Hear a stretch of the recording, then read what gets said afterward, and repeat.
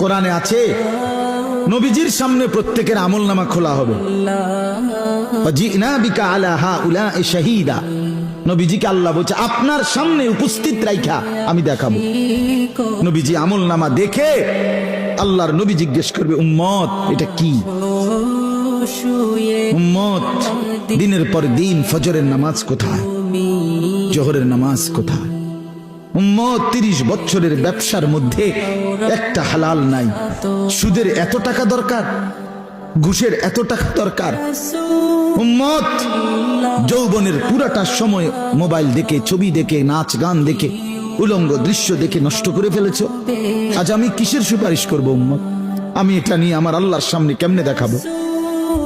আমি কিভাবে বলবো? হযরত মাওলানা তারিক জামিল সাহেব বলেন হাসরের ময়দানে নবীজি আহবাব শুনেন, শেষ কথা, হাসরের ময়দানে নবীজি নিজের পিঠ মোবারক চাদর সরাইয়া ফেলবেন আর উম্মতকে দেখায় বলবেন উম্মত দেখ না আমার পিঠ